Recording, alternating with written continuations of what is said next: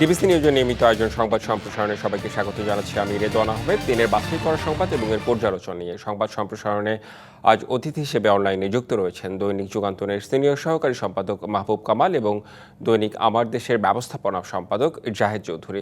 আপনাদের দুজনকেই স্বাগত জানাচ্ছি সংবাদ সম্প্রসারণে। দিনের বাছাইকৃত সংবাদ নিয়ে আমরা আলোচনা করে থাকি। আমরা যে সংবাদটি দিয়ে শুরু করতে চাই, ঢাকার সেটি হলো যে রাজধানীর ৬০ ফিট এলাকায় বিএনপি জামায়াত সমর্থকদের সংঘর্ষ, আহত অন্তত ১৬, দুই পক্ষের পাল্টাপাল্টি অভিযোগ। বিএনপি এবং জামায়াত দুই পক্ষই পাল্টাপাল্টি অভিযোগ করছে। জাহেদ চৌধুরী, আপনার কাছেই প্রথমে আসতে চাই, একটু জানতে চাই যে নির্বাচনের আগে এই ধরনের সংঘর্ষ নির্বাচনে আসলে প্রভাব ফেলবে কিনা, এবং আপনার মন্তব্য জানতে চাই। এই ধরনের যদি সংঘর্ষ লেগেই থাকে তাহলে নির্বাচনে তো প্রভাব পড়ারই কথা। ধন্যবাদ আপনাকে, ধন্যবাদ যারা শুনছেন। আসলে দেখেন, নির্বাচনকে কেন্দ্র করে এক ধরনের উত্তেজনা বিরাজ করছে এবং সেই উত্তেজনার বহিঃপ্রকাশে আমি যেটা বলবো যে এখন আপনি যেটা বললেন যে বিভিন্ন স্থানের সংঘর্ষ এবং সংঘর্ষকে কেন্দ্র করে যেটা হয়েছে আজকে শেষ দিনে এসে, আসলে দেখেন, নির্বাচন একটা উত্তাপের বিষয় সবসময়, যে কোনো জাতীয় নির্বাচন, এবং দীর্ঘদিন পর আমরা একটা উন্মুক্ত পরিবেশে এই নির্বাচন অনুষ্ঠিত হতে যাচ্ছে। তবে এখানে মূল জিনিস যেটা, এখানে সরকারকে এবং নির্বাচন কমিশনকে আরো সতর্ক থাকতে হবে, কারণ এখনো এই ধরনের ছোটখাটো বিষয়গুলা মানে এখনো কন্ট্রোলের মধ্যে আছে, এটা তেমন কোনো প্রভাব ফেলবে না।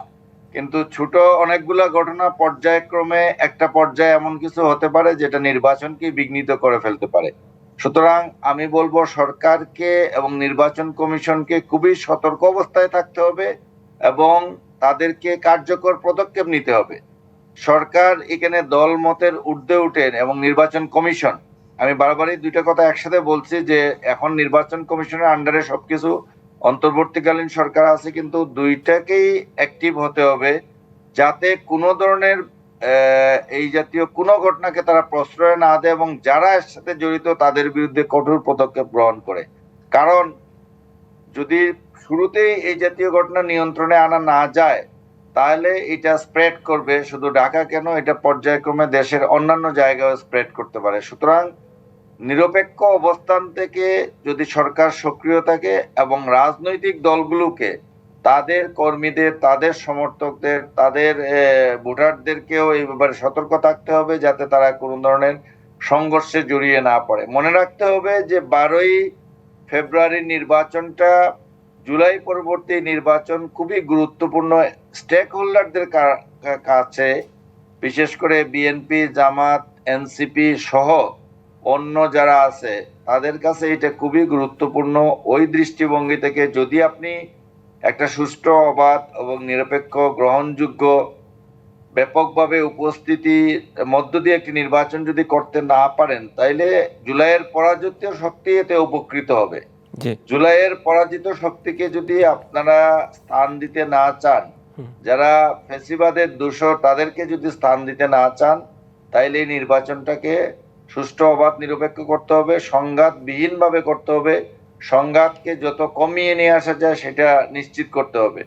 নতুবা আলটিমেটলি এই রাজনৈতিক দলগুলো এটার সাফারার হবে।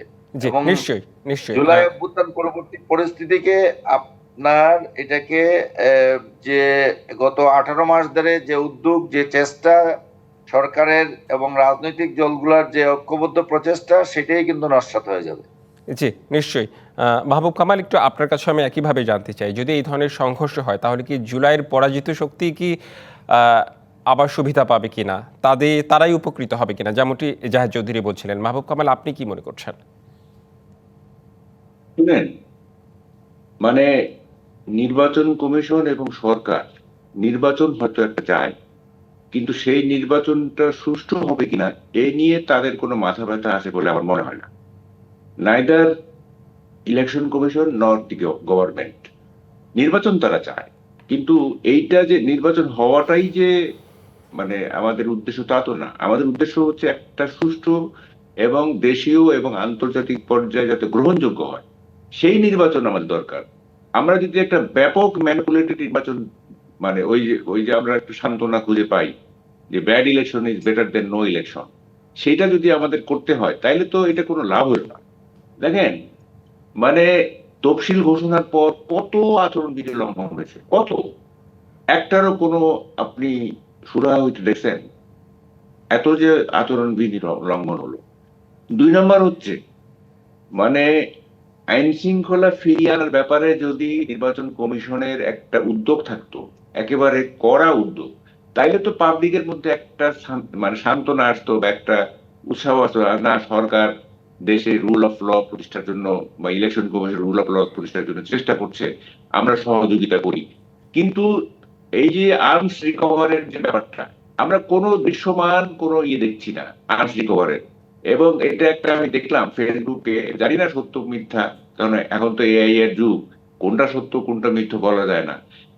নাকি বলছেন স্বরাষ্ট্র উপদেষ্টা যে বৈষম্য বিরোধীরা আমাকে কথা দিয়েছে, তারা নির্বাচনে লুট হওয়ার অস্ত্র ব্যবহার করবে না। জানি না এটা সত্য কিনা, যদি সত্য হয় তাহলে মারাত্মক কথা এটা। তো এখন দেখেন, এই যে সবচেয়ে বড় কথা, দেখেন কারো কথা আমরা বুঝতে পারি না। ওই যে রবীন্দ্রসঙ্গীত একটা আছে, অনেক কথা যাও যে বলে কোনো কথা না বলি, তোমার ভাষা বোঝার আশা দিয়েছি জলাঞ্জলি। কথা বলছেন সবাই, হ্যাঁ। যেমন ধরেন আমাদের চিফ অ্যাডভাইজার হিমসেলফ, হ্যাঁ, ওনার বক্তৃতাটা শুনলাম এই যে গণভোটের, অনেক কথা বলে গেলেন। মানে কি জুলাই সনদে কি কি আছে, কি কি আছে সব আছে, ওকে ফাইন, এত কথা বললেন, পরের কথাগুলো তো বুঝলাম না। হ্যাঁ, মানে তোমার আশা, কথা বোঝার আশা দিয়েছি জলাঞ্জলি, আপনি কেন গণভোটের পক্ষে ভোট চাইলেন? কি কারণে? এটা কি আপনার ইখতিয়ারের মধ্যে পড়ে? এবং এইটা কি ঠিক হইলো? তাইলে আপনি ভোটটা কেন দিচ্ছেন? গণভোটের ভোটটা কেন দিচ্ছেন? আপনি বলেন যে এটা বিপ্লবোত্তর সরকার, এইটা সবাই আমরা এক ঐকমত্য হয়েছি, এটার কোনো আইনগত ভিত্তির দরকার নেই, এটা বিপ্লবের, মানে বিপ্লবের নির্যাস এটা। জি, মানে আপনি তারপরে হানা ভোটের পার্লামেন্ট বিষয়ে বলছেন, তাই তো? হ্যাঁ, আপনি যেহেতু ভোটে দিচ্ছেন, ভোটে দেওয়ার কারণে তো আপনি এইভাবে মানে মানে ওই আচরণবিধি লঙ্ঘন করে তো আপনি প্রচার করতে পারেন না। এক নম্বর প্লাস হচ্ছে যে আপনি তো বিভিন্ন অর্গানাইজেশনে এক ধরনের, মানে কি বলে যে একটা এক্সিকিউটিভ পাওয়ার এক্সারসাইজ করছেন, ব্যাংকগুলোতে করতে, হ্যাঁ। তো এগুলি করে তাহলে ভোটের দেওয়াটা লাভটা কি? আমাদের কিন্তু বুঝতে হবে যে জুলাই সনদ মানুষ চাচ্ছে কিনা, এই জিনিসটা আমাদের বুঝতে দিবেন না। জি, তো এটাকে নিউট্রাল করেন, আর তা না হলে দরকার নাই, ভোটের দরকার নাই। এটা এটা এটা বিপ্লব জাত, এটা একটা মানে ম্যাগনা কার্টা। মাহবুব কামাল, আপনার কথা প্রসঙ্গ ধরেই আমি একটু বলতে চাই যে নির্বাচন কমিশনের কথা বললেন, নির্বাচন কমিশনকে শক্তিশালী হওয়ার কথা বললেন, আইন শৃঙ্খলা বাহিনীর কথা বললেন। আইন শৃঙ্খলা বাহিনী আমি ধরে নিলাম যে সরকারের নিয়ন্ত্রণে। আমাদের দেশে কখনো কি কোনো সময় নির্বাচন কমিশন সহ আমরা যদি আদালতের কথা বলি, কখনো কি এই প্রতিষ্ঠানগুলো স্বাধীনভাবে কাজ করতে পেরেছে? আমি যদি বলি নির্বাচন কমিশনের কথাই। শুনেন, আমি নির্বাচন কমিশন আমি বলি, দুইটা উদাহরণ দিই আপনাকে, হুম, হ্যাঁ। যেমন ইন্ডিয়ান চিফ ইলেকশন কমিশনার, আমি কয়েকজনের নাম বলি। একটা হচ্ছে ধরেন যে টিএন সেশন, তারপরে এই যে লাস্ট ইলেকশনটা এই যে করছে, যে ইলেকশন কমিশন মোদি যেটাতে পরের বারই হলো, ওনার নাম হচ্ছে সুনীল অরোরা। এখনকার নির্বাচন টেস্ট আউট হয় নাই, হ্যাঁ, এই এখন যে সেটা, আমি এই দুইটার কথা বলি। দেখেন, এরা মানে ওই যে 3 মাস না, এটা ভারতের সর্বমানা ক্ষমতার অধিকারী হয়ে যায়, হ্যাঁ। এবং টিএন সেশনকে এক সাংবাদিক জিজ্ঞেস করছিল জি, যে আপনি তো সাপের মতো সবাইকে দর্শন করছেন। জি, বাংলাদেশের সেশন প্রেক্ষাপটে বলছিল যে সেটা হয় না। হ্যাঁ বলছি, টিএন সেশন বলছিল যে আমি সাপ হতে যাব কেন? সাপের তো মেরুদণ্ড নাই, আমার মেরুদণ্ড আছে, হ্যাঁ। যেখানে সেখানে ক্যান্ডিডেট বাতিল করে দিচ্ছিল, যেখানে সেখানে ইয়ে করে। আমাদের এখানকার ইলেকশন কমিশন তো স্বাধীনভাবে কাজ করতে পারে না। 1 নম্বর কথা। 2 নম্বর কথা হলো যে আমাদের যে ইলেকশন কমিশনের যে অ্যাপারেটাস, আমাদের ইলেকশন কমিশনের যে মেকানিজম, এইটা তো প্রয়োজনের তুলনায় অনেক উইক, প্রয়োজনের তুলনায় অনেক কম, হ্যাঁ। যে কারণে আমাদের রিটার্নিং অফিসার দিতে হয় আপনার ডিসি অথবা টিওন, এদেরকে আমাদের নির্বাচন কমিশনের জনবল দিয়ে তো রিটার্নিং অফিসার করতে পারছে না। ফলে এই যে, মানে একটা হচ্ছে অর্গানাইজেশনাল উইকনেস, আরেকটা হচ্ছে নানা রকম প্রভাব, হ্যাঁ। রাইট। আপনি দেখবেন, আমার এগুলো অভিজ্ঞতা আছে, নির্বাচনের সময় নির্বাচন কমিশনকে প্রভাবিত করার জন্য ক্যান্ডিডেটরা বা ক্যারিয়ারের লোকজন কিভাবে তাদেরকে মানে কি ইনফ্লুয়েন্স করে, হ্যাঁ। জি, এবং তার মানে আপনি দুটি কাজেও বেশ দেয়। গুরুত্বপূর্ণ পয়েন্ট উল্লেখ করেছেন। নির্বাচন কমিশন আসলে যেভাবে প্রভাবিত হয় বাংলাদেশে, আমাদের আরও কিছু বিষয় রয়েছে, সেই বিষয়গুলো নিয়ে আলোচনা করতে চাই। জাহিদ চৌধুরী, একটু আপনার কাছে আবারও ফিরতে চাই, একটু জানতে চাই যে আজকে যেটি আলোচিত সংবাদ, যে বিএনপির পক্ষ থেকে বলা হচ্ছে যে উদার নাকি উগ্রপন্থী রাজনীতি থাকবে, নির্ধারণ হবে ভোটে, শ্রেণী বৈষম্য ভুলে জনগণের জন্য কাজ করতে চায় বিএনপি। এছাড়া তারেক রহমানও আসলে মন্তব্য করেছেন আজকে রাতের একটি প্রোগ্রামে। তিনিও মানুষের জন্য কাজ করতে চান, জনগণের জন্য কাজ করতে চান, এসব বলেছেন। আমি একটু জানতে চাই যে কারা উগ্রপন্থী আর কারা হচ্ছে মধ্যমপন্থী। এটি তো আসলে জনগণ নির্ধারণ করবে ভোটের মধ্য দিয়ে। উগ্রপন্থী বলতে বিএনপি আসলে কাকে মিন করেছে, জামায়াতকে?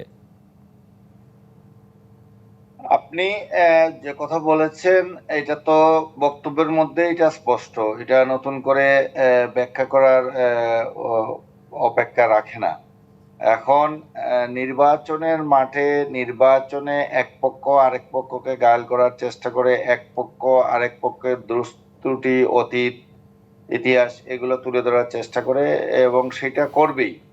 এবং এইটা নিয়ে আমাদের এতটা চিন্তিত হওয়ার কারণ নেই। বাট এখানে যে জিনিসটার ব্যাপারে সজাগ থাকা লাগবে, সচেতন থাকা লাগবে রাজনৈতিক দলগুলোকে, রাজনৈতিক দলগুলোর প্রধানদের, যে তাদের এই সমালোচনা কিংবা তাদের এই পরস্পরের আক্রমণটা যেন সীমা ছাড়িয়ে না যায়, এটা লিমিটের মধ্যে থাকে, যেটা অপর পক্ষকে যাতে এই পর্যায়ে আঘাত না করে যে তারাও আবার পাল্টা আঘাত হানতে, কথার আঘাত হানতে বাধ্য হয়।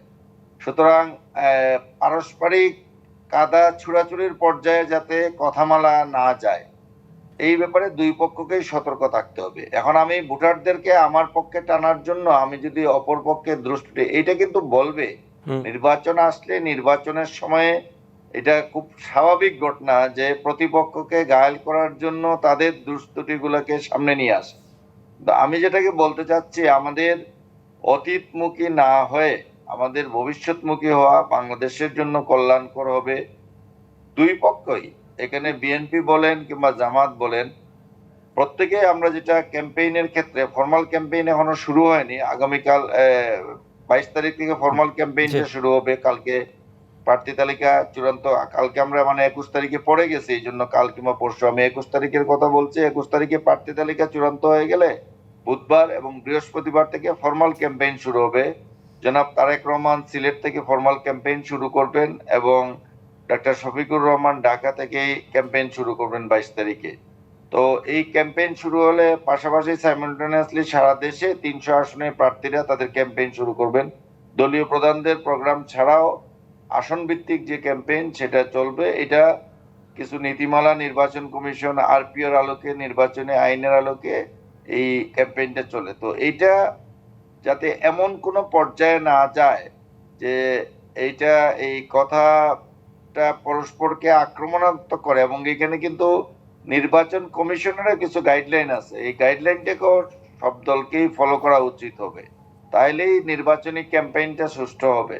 এবং আমি যেটা বলছি যে রাজনৈতিক দলগুলো তাদের অতীত ইতিহাস আসবে, কথা বলতে গেলে অতীত ইতিহাসের উপর ভিত্তি করে কথা বলতে হয়, বলবে, কিন্তু মানুষ জানতে চায়, বাংলাদেশের মানুষের মন বুঝে কথা বলতে হবে। যে মানুষ এখন শুনতে চায় যে আপনি ক্ষমতায় গেলে দেশ কিভাবে পরিচালনা করবেন, দেশের মানুষের জন্য কি করবেন, দেশের জন্য কি করবেন, আপনার ফরেন পলিসিটা কি থাকবে, আপনার উন্নয়ন কর্মসূচিটা কি থাকবে, আপনি এলাকার জন্য কি করবেন, জাতীয়ভাবে কি করবেন, এই বিষয়গুলো মানুষ কিন্তু বেশি বেশি শুনতে চায়।